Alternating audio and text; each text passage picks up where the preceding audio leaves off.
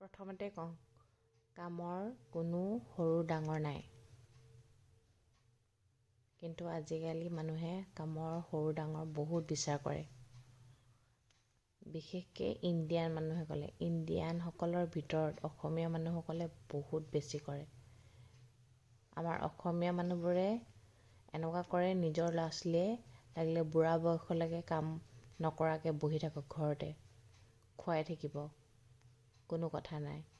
কিন্তু বাহিৰৰ দেশৰ মানুহে নিজৰ ল'ৰা ছোৱালীক 18 বছৰ বয়স হোৱাৰ লগে লগে নিজৰ দায়িত্ব নিজে পালন কৰিব দিয়ে।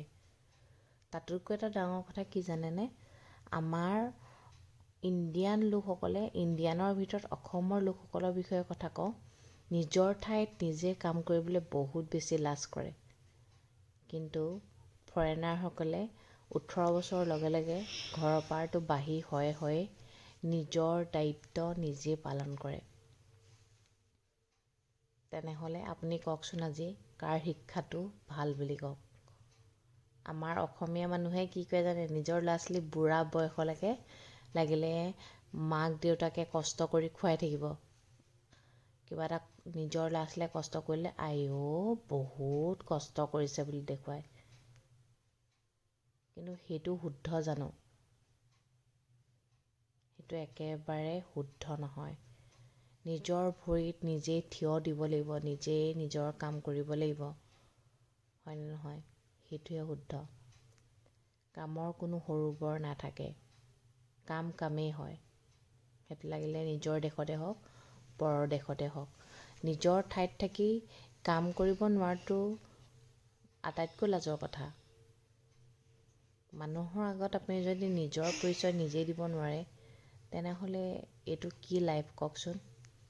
আপুনি নিজৰ দেশতে হওক, আনৰ দেশতে হওক, কষ্ট কৰি খাইছে যেতিয়া কষ্ট কৰি খাইছে, সেইটো কোনো লাজৰ কথা নহয়, গম পাইছেনে?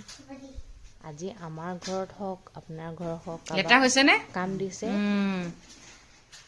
কভাৰটো কিন্তু ভালকে পিন্ধাবি দেই ৰিংকু। ঘৰটো গোটেই পিছফালে নহ'লে লেতেৰা। এই নকবা, তেনেকে দলি মাৰি নিদিবা ৰিয়া। সহায় কৰিছে, তাৰ বিনিময়ত আপোনাক সহায় কৰিছে, আপুনি তেওঁক সহায় এই কৰিছে। চকু বন্ধ কৰি দিয়া ৰিয়া, ধূলি পৰিব। আদান প্ৰদান হৈছে, হয়নে নহয়? কামৰ কোনো সৰু ডাঙৰ নাথাকে, সকলোৱে সকলো কাম কৰিব পাৰে, যাৰ যোগ্য যি হয়, গম পাইছেনে? সেইকাৰণে পঢ়িব শুনিব লাগে। পঢ়া শুনা মানুহো হাজিৰা কাম কৰে। তাত কিবা লাজৰ কথা আছে নেকি? নিজৰ পেট নিজে পূৰা কৰিবই লাগিব, গম পাইছেনে? তাত কোনো লাজৰ কথা নাথাকে। সেইটোৱে কথা। কামৰ কোনো সৰু বৰ নাথাকে। আজি ইফালে ভালকে পিন্ধাবি।